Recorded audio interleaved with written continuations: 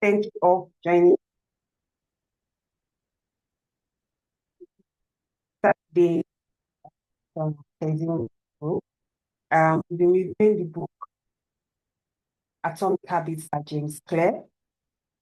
We have gone through the first law of the effect of finished last week, make it attractive. And today we'll be starting the third law, which is the first chapter of the third law, walk slowly, but never backward. I'm sure everyone has been enjoying the book thus far.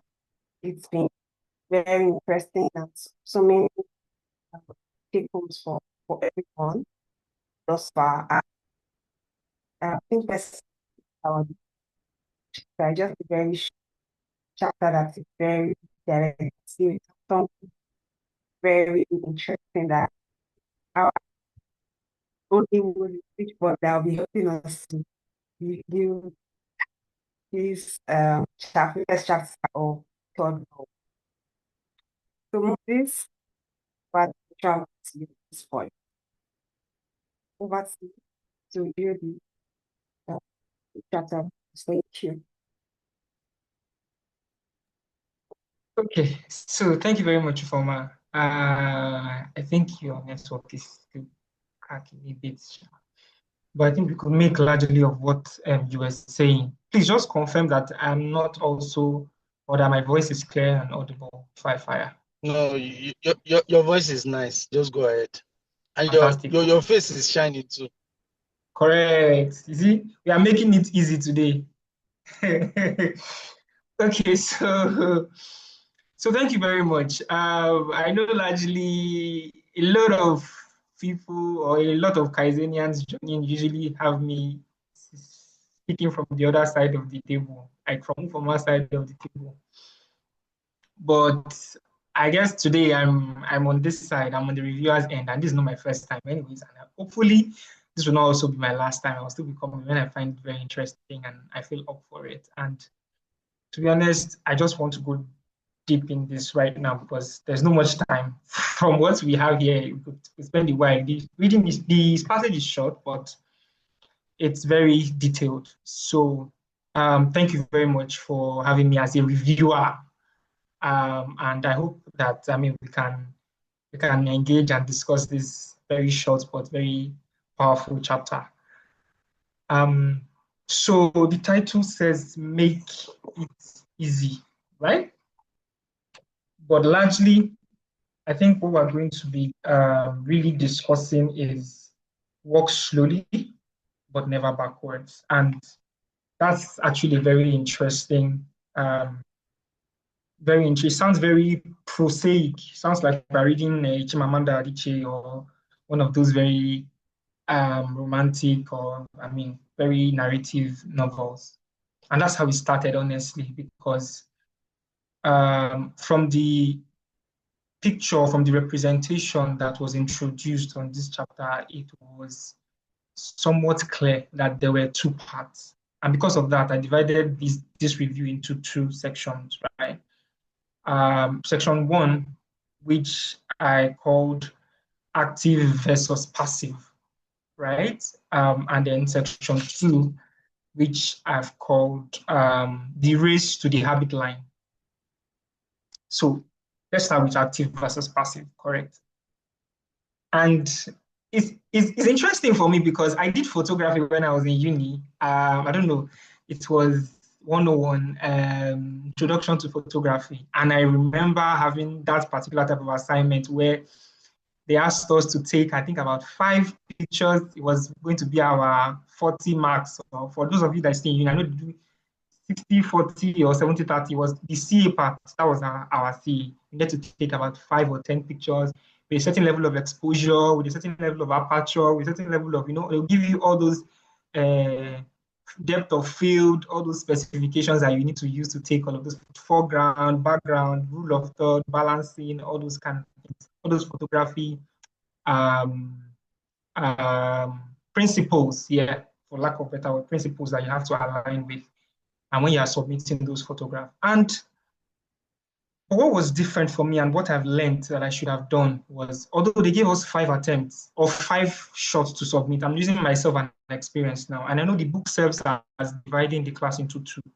And in my time, it was just individually, you go and take your photograph.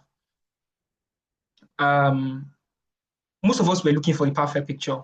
We're not necessarily looking for, we're in the passive learning group. We're looking for a perfect shot. We're trying to get something that was too, for lack of better word, it was too perfect.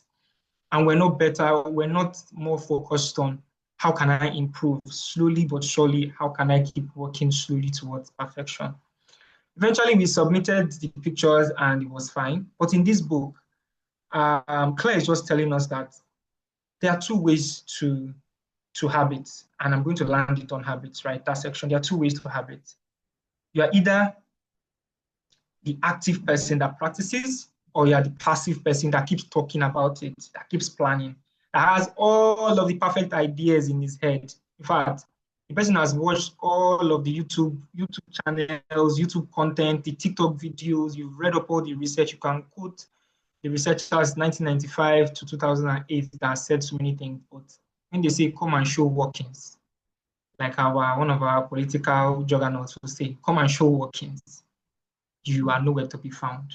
And subsequently, I have quite a lot of aspects of my life that I am passive in. And it made me reflect on those parts. In fact, there are some places where I've written down to the teeth of, Moses, you need to do this. You need to do this. But to go and do that thing now, is another, is like I don't have the time in the world. And so that particular aspect just says that we need to move from the aspect of just being in motion to taking action. You need to move from being in motion to taking action. And that movement from being in motion is that you need to be able to go and just, get started with your work. Get started with it. You don't have to be perfect. You don't have to be 100%, but just get started with it. But then, if you notice, the author or James Clear does not really say being in motion is bad. And that's why I want to also call people's attention to. Being in motion is not bad, though, but the only issue it has is that being in motion does not give you results. It only keeps you in a state of thinking that you are making progress, whereas you are not. And to be fair, you need to be in motion to be able to gain some level of knowledge. So I've said, why then do we need to be in motion, right? If being in motion is not outrightly bad, you need to be in motion. Why? Because you need to gain knowledge.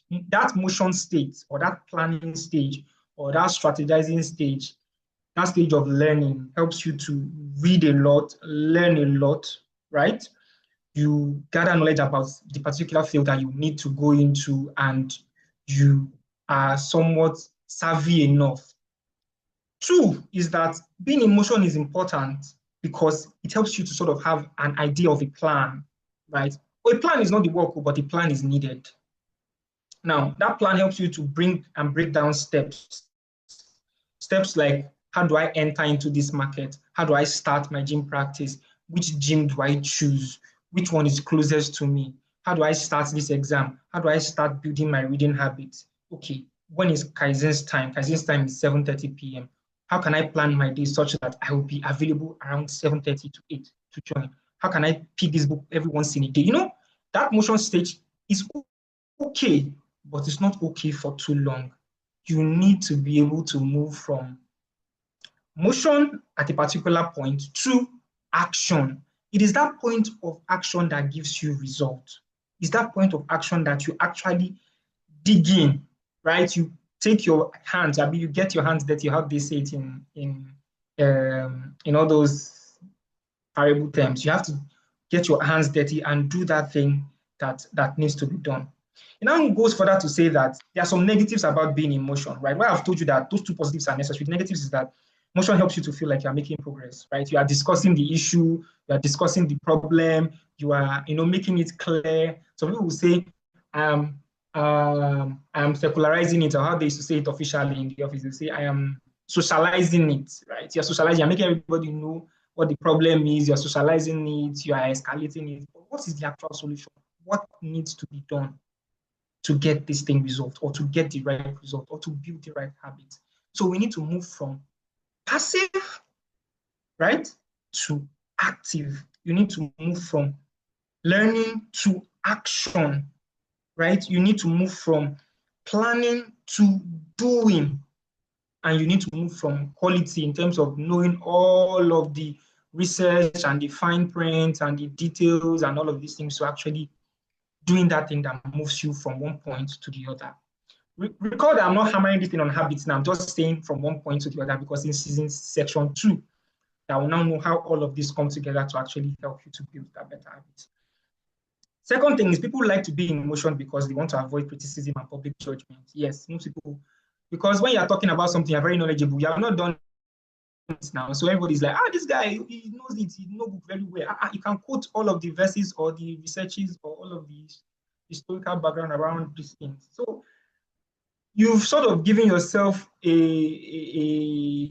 do I put it now, a level of compliment without actually doing the work, because you want to avoid being criticized when you do it. Sometimes it's because you want to delay failure. That's why you are actually being passive, or just planning and planning and planning, making people see that you have the perfect plan. But do the work now. Get dirty now. You say, you keep talking about it. And so motion is about preparation, right? And it's good to prepare, to be fair. It's good to prepare, but it's just that you need to know when that preparation is now leading you into procrastination. You need to set the bar of, for me, and the best advice I'll give is, have a time limit to cut off anything in motion. If you don't learn what you need to learn, or know what you need to know between point A to point B, in terms of maybe today and tomorrow, or 9 a.m. to 2 p.m., jump into the action. You keep knowing as you keep doing. That's the way me. I have one particular phrase that I use. I don't know if for those that are close to me when I work, I say, "All die and die." I will just enter it. I'll send what I need to send, and I'll say, "Okay." The worst that can happen is that I'll learn and I'll keep going. So you don't want to be planning merely, but you want to be practicing as well.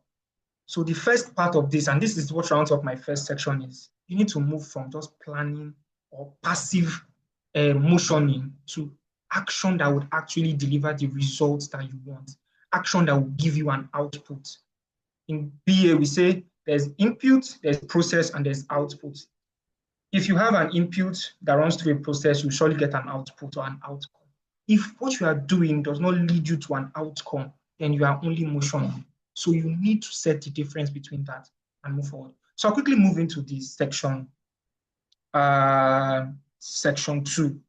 And the way the author somewhat slides into that section 2 is very seamless, because it says that the key to mastering a habit is to start with repetition, not perfection.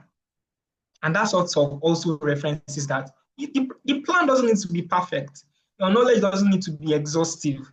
Your ideas doesn't need to be the best in the world. Some of the ideas that you see that are all over, that are raving and making money, they were not the best in the world. They were not the best people to think about them. They were just the best to execute, or the first to execute, let me put it like that. And the people that were resilient, that kept on executing until it became a big outcome, right? And we can draw lines from as far back as anything. And the people that keep executing and keep taking action, they are the ones that make it to the limelight, and they achieve the results that they want.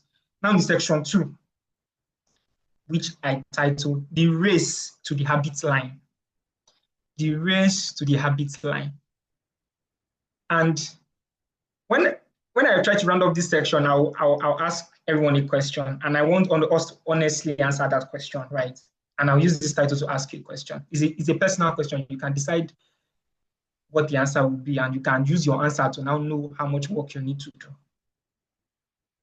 Many people would ask, how long? Okay, let's say I'm an action person, right? I've spent like 2 days doing my passive stage. I have read up. I know about, maybe I want to go into a business. I want to go into a particular field. I know all about it. How long will I need to put myself in that field to become for it to How long do I need to practice that stuff for it to be a habit for me?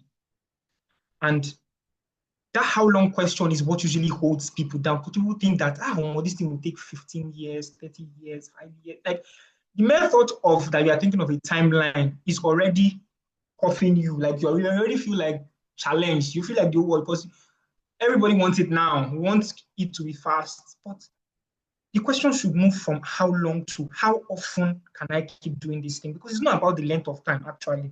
He said for behavior to become automatic, there needs to be repetition. So it's not about time. It's about, you have to bring it back to yourself and say, how often am I willing to repeat this for it to become an automatic behavior in my mind? So it's not even a question. Let's even put time aside. You need to ask yourself that question to say, how often am I willing to wake up and do, even when I don't feel like it, even when it's not the best thing to do, even when I wake up and I'm tired and the day is hectic and I've had a whole day of kindly find attached and please escalate and why have you not done this and all of those kind of things, am I still willing to keep at it? So it says repeating habits leads you to clear physical changes in the brain.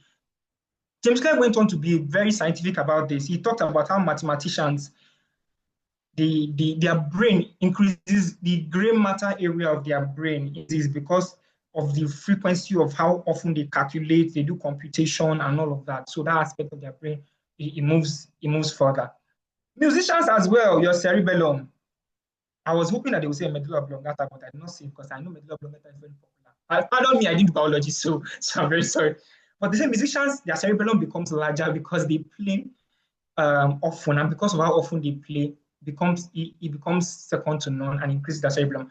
Taxi drivers, in fact, this one is one that blew my mind. Taxi drivers, again, our Uber people, an aspect of their brain increases, which they call the hippocampus for special memory, right? So it means that the more you practice physically, the more your brain, a part of your brain is configured to help you to keep making that particular activity like second nature.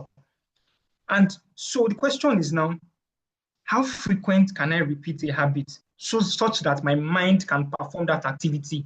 Even when I'm not actively pursuing that thing, my mind is automatically, for some people, they will be thinking of many things, but they can drive home successfully. That driving has become so second to none that they don't even need to be conscious of the road. They know their hands and legs. I'm not saying you should do it to please. That one is very serious habit to be, testing. Or else you can have whoever it is that is calling you to life by your side while if you are somebody that does that. But the truth is, how frequent can you get to your habit line? There are a number of reps that you can do for your automaticity to build up, for that habit to become automatic, for that reading culture to become automatic. There are so many things that you need, right? So how long do you need to build that new habit? How many reps, how many repetitions, now when I say reps, do you need to be able to make that habit automatic? What is the rate of your performance of your behavior, right? How often, how focused are you in repeating that thing for your mind or for your body to take it as second to none? So you need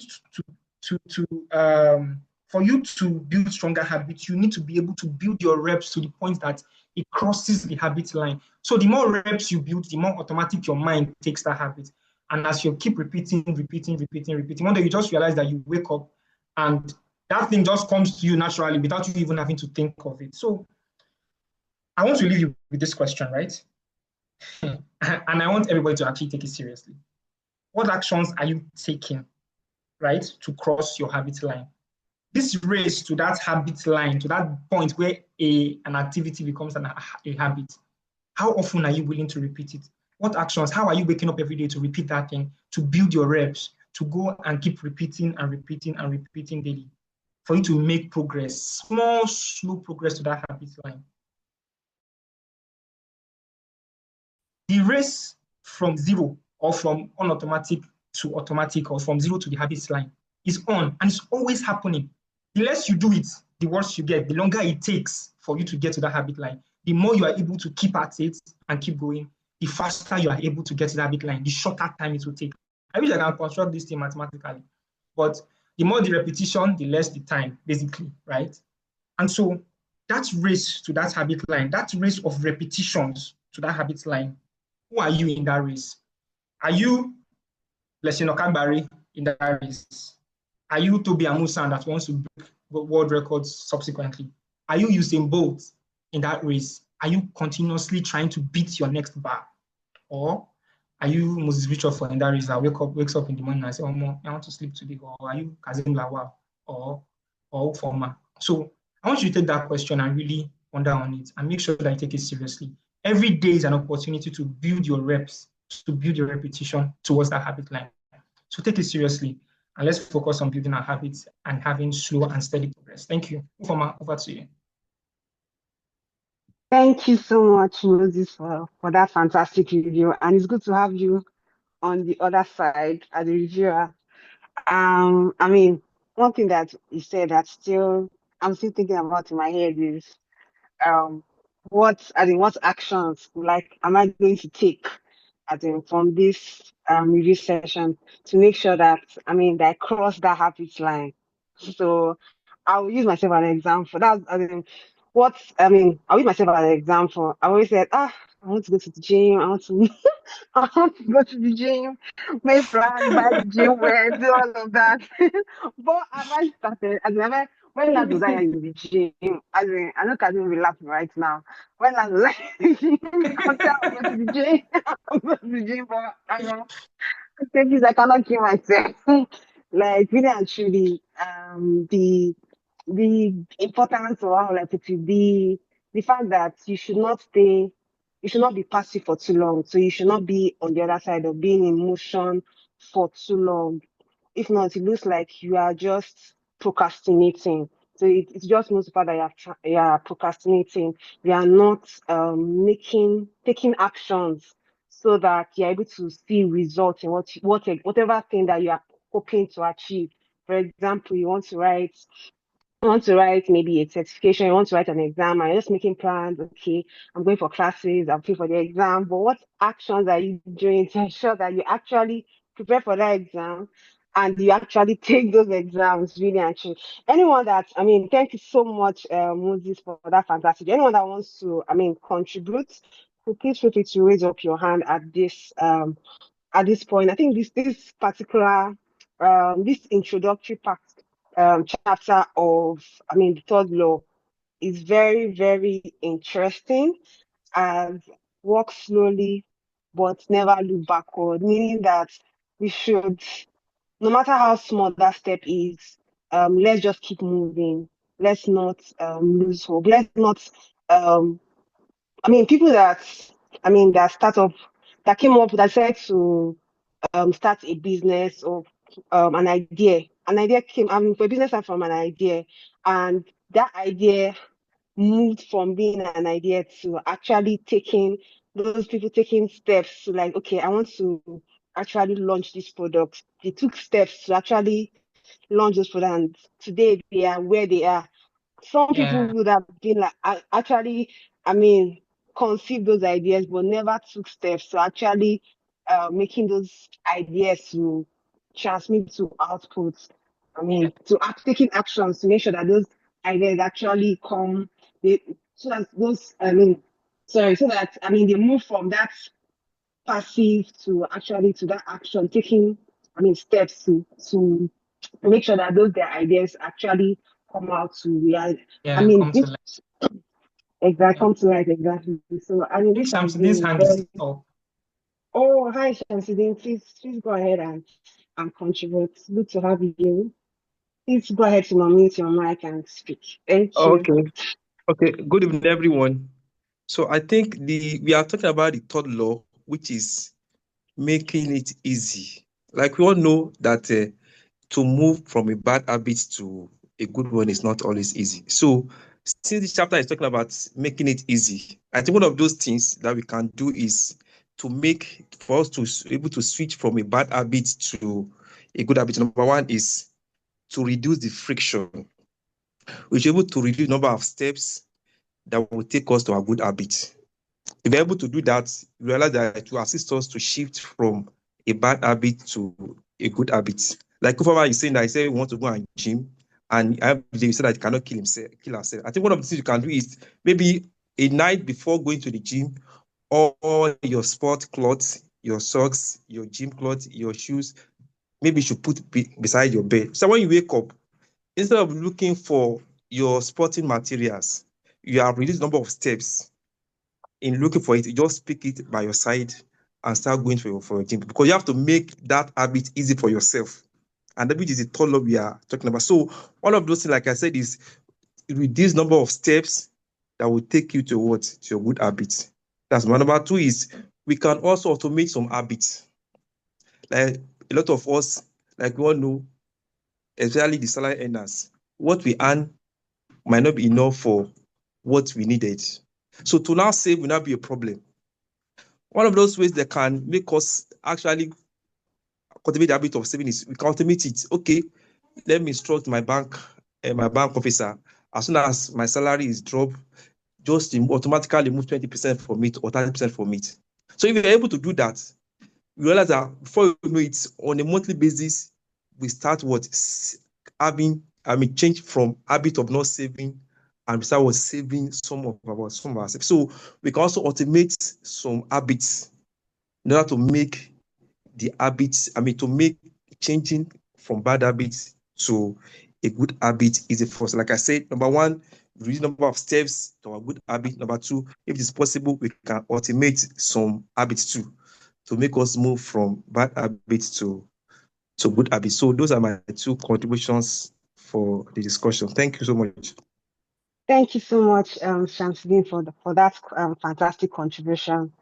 Yeah, using taking steps to ensure that we save, and so I think for us, as we wrap up this session, maybe one thing I want to say, like Shamsuddin said, that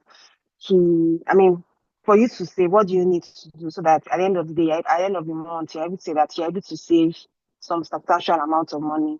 Like he mentioned, he does an instruction, or for example, you can even try to make sure that maybe the account that you know that you try to push money into, that you put money into, you don't have a card to that account. So that way, that sort of helps you to save money by that means and all of that. And thank you for that for that example you gave in terms of me going back to the gym.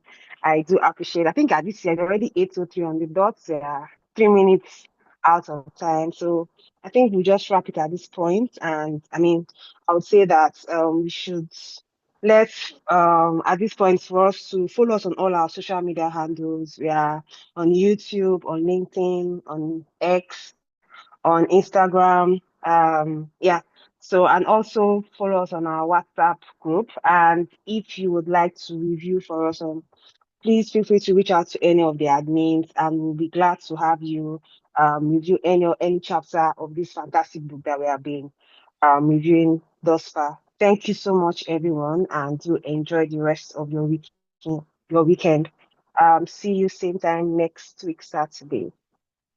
Bye, everyone.